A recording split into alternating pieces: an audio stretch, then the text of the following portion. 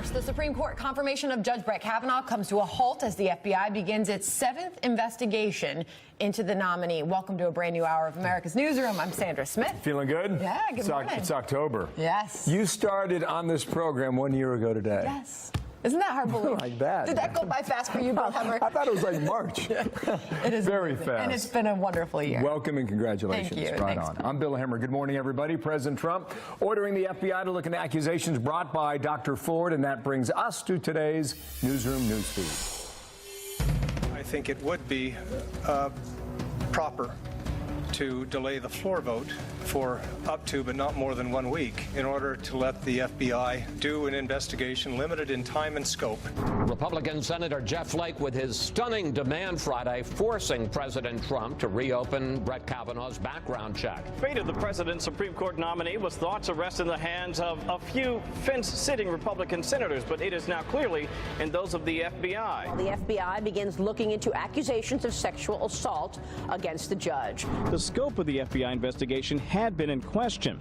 Saturday, NBC accused the White House of limiting the probe, something the president quickly denied, tweeting, "Actually, I want them to interview whoever they deem appropriate at their discretion." The White House fires back at reports the president is trying to limit the scope of the new FBI investigation. Democrats said they were not going to support him, they weren't going to vote for him, and they were going to do everything within their power to fight him. We've seen that play out over the last couple months. They've been absolutely disgraceful in the way that they've handled this process. Since here is Democrats will not be pleased regardless of outcome of the FBI report, unless, of course, it makes it impossible to move forward with a vote. And they're determined to take back power by using any means necessary. They don't care who they hurt, who they have to run over in order to get power. This was about delaying the hearing, keeping the seat open past the midterms so it could be filled in 2020. The investigation is expected to wrap up by the end of this week. Former House Speaker Newt Gingrich is on deck. He is our headliner in a moment. But first, live to Mike Emanuel for the news of the morning. And Mike, what are you hearing from senators regarding the female prosecutor who led the questioning for Republicans last Thursday? What's she saying? Bill, good morning. Rachel Mitchell sent a letter to Republican senators obtained by Fox in which she writes, quote, he said, she said case is incredibly difficult to prove, but this case is even weaker than that. Dr. Ford identified other witnesses to the event, and those witnesses either refuted her allegations or failed to corroborate them. Mitchell went on to say, I do not think that a reasonable prosecutor would bring this case based on the evidence before the committee.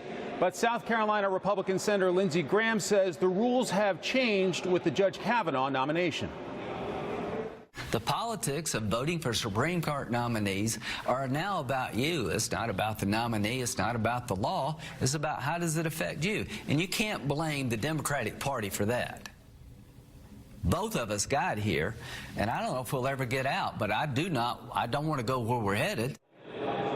Graham also says he wants to investigate who leaked Professor Ford's confidential allegation to the media. Bill? And what are committee members saying about the way Kavanaugh defended himself? Well, Judge Kavanaugh was clearly fighting for his name and his reputation. Kavanaugh came out swinging in that hearing, trying to defend his integrity, much feistier than we've seen him in previous hearings or interviews. Reaction seems to be based on whether you're a Republican or a Democrat. Then there's the question about whether anything will be different after a 1-week FBI probe.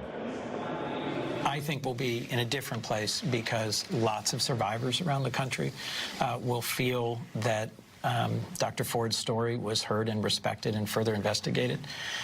We may well be in a different place a week from now because Judge Kavanaugh and his family may well have had exculpatory evidence brought forward. Republicans want the FBI probe wrapped by Friday. Some Democrats are already saying that's not enough. Bill? Thank you, Mike. Mike Emanuel, more to come there from the Hill. Thank you. For more on all this, let's bring in our headliner, Newt Gingrich, the former Speaker of the House, author of the new book, Trump's America, and a Fox News contributor. Mr. Speaker, thank you for being here this morning. You're helping us kick off the week. It's going to be all about Kavanaugh and this FBI investigation. Where do you see it going? Well, let me say, first of all, congratulations on your first year. It's been very, very successful, and I always enjoy being with you and Bill. So thank you. Thank you. Look, I think it's pretty clear if people are honest and they look at folks like Senator Booker saying you're complicit with evil if you're for Kavanaugh. They look at Senator Unruh saying men should shut up. They look at Congresswoman Maxine Waters saying hunt them down wherever they are, go into restaurants, go into gas stations, drive them off the street. You have two different patterns here. And the real question in the 2018 election is going to be, what kind of America do we want to become?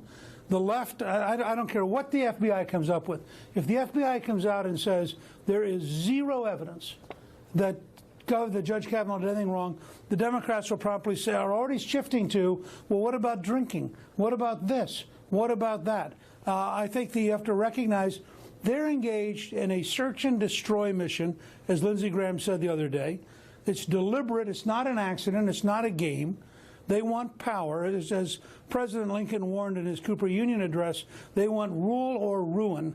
And if they have to ruin the entire system, they are prepared to ruin it, and you're living through it. And I think Republicans have got to get awake and understand this is not some game, and it's not because Senator Schumer is confused.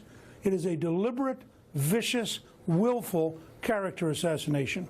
There were two things I just want to share with our viewers here, and we'll get you to react to all this. But I think technically the clock is running on the 1 week mark, because McConnell came to the floor Friday afternoon and said 51 Republicans have voted yes to advance the motion, which would mean if it started on Friday afternoon, this coming Friday that's when we start to go into the Senate procedures, which would take us probably through the weekend, I'm guessing, which would set us up for the following Monday or Tuesday based on the calendar. I don't know if you agree with that or not, but you can answer that in a moment. Orrin Hatch sent out this on a tweet. It's quite fascinating to see the sudden interest from Senate Democrats after they actively prevented the FBI from investigating these allegations for 6 weeks. So there's your pushback on that. Bill Cassidy, the Republican from Louisiana, characterized it a different way. And bear in mind what the country's been going through over the past 2 years and the Me Too movement. He said this, Mr. Speaker. Democrats have weaponized the Me Too movement, which is awful, because the Me Too movement is so important to stop the sort of behavior we've seen like Harvey Weinstein and Bill Cosby. Now it's weaponized. So one person making a claim, which obviously something happened to Dr. Ford, she strongly believes that, but no one else corroborates. There's a whole lot in here, and I'll let you go ahead and take it in a moment. But given the way the lawyers for Dr. Ford really negotiated with Chuck Grassley to get her before that committee, do we think that Dr. Ford's attorneys are going to allow this FBI interview to happen, or will they set conditions up for that interview, which in all likelihood, if that happens, that blows past this coming Friday? Well, look, I think they have a different problem. They are faced with the very real possibility. Remember, first of all, any two Republicans can stop procedure on Friday. I mean, so McConnell may have scheduled it, but if for one reason or another, another elevator incident, an incident at a restaurant, if all of a sudden two Republicans go, well, I'm not sure, then Friday disappears too. Second, remember, this whole thing is very weird. She was apparently hiding at her parents' beach house in Delaware. Which Democratic staffers knew that? The whole thing has been a manipulated, deliberate process designed, frankly, to drive it past the midterm elections and to keep Kavanaugh off of the current court, which starts today. So I'm very doubtful that we're seeing anything like fair play, or that anybody should, relax and believe that anything has been agreed to at the present time. I don't know if they're going to let her talk or not, because the FBI, if you look at the report by the woman prosecutor from Phoenix who came in and interviewed her, she's pretty devastating in saying, she couldn't corroborate this, she couldn't corroborate this, she couldn't corroborate this. I just tweeted out the entire letter she sent the Republicans. And you look at that, the fact is Dr. Ford probably had something happen to her. The question is her memory 36 years later accurate?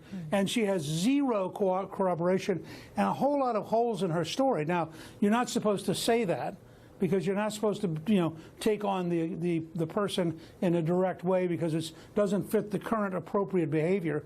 But at what point do you allow this guy, this father, this husband, this son, to be destroyed on the unsupported allegation of a single person about a high school incident 36 years ago for which she has been able to deliver zero corroboration. And I think it'll be interesting to watch, because if the FBI comes back and says there's nothing wrong, the Democrats by Friday will have 5 new charges.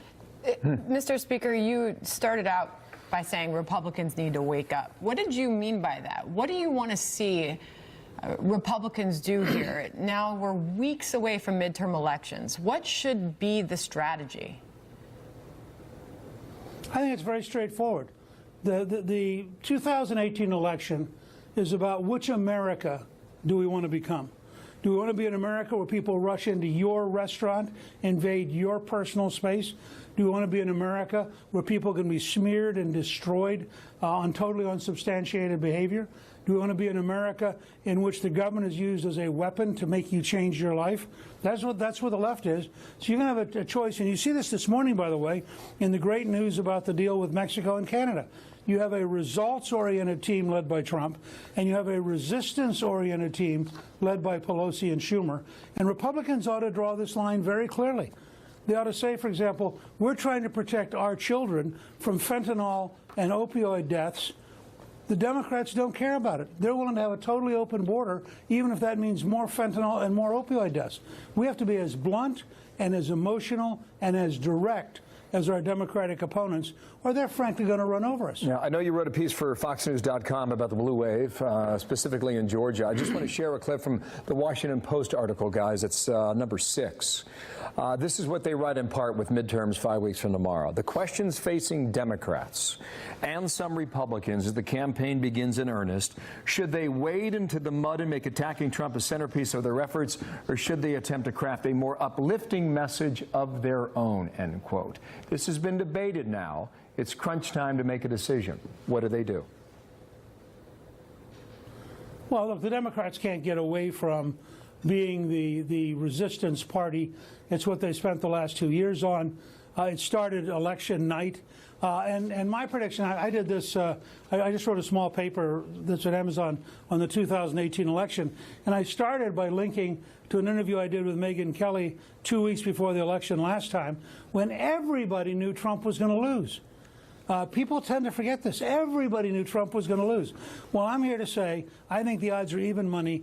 Election night 2018 will be an even worse shock for the left than 2016 was. I don't think people want open borders. I don't think people want tolerance for fentanyl and opiate deaths. I don't think people want giant tax increases. I don't think people want to see mobs out there running around intimidating and bullying people. And I think that the Democrats are in a very, very weak position going into the last 5 weeks. Meanwhile, Mr. Speaker, in this op-ed, you're writing about a different kind of blue wave currently washing across several states. It's a blue wave of liberal funding. Well, that's exactly right. You have billionaires out here writing $100 million checks, which is certainly an effort. But look, I'm an optimist about the American people. And we just saw this happen in South Texas in a very underreported, stunning victory in a district we've not had in the state Senate in 139 years. We won in a district that is 63% Hispanic, 74% Hispanic and black combined. Why? We won a decisive victory on big issues because we had a great candidate who fit the district and who campaigned on big issues. He said, I want to control the border to protect our children. I want to make sure, he said, I oppose the Democrats' effort to have tax-paid abortions, which in the Hispanic community turned out to be a huge issue. He said, I want lower taxes, more take-home pay, more jobs. He actually likes the idea that we have the best economic growth in a half century. And the Democrat had not much to balance that off with. I mean, if you run as the party of tax-paid abortions, the party of an open border letting anybody come in. Look at Gavin Newsom running for governor of California.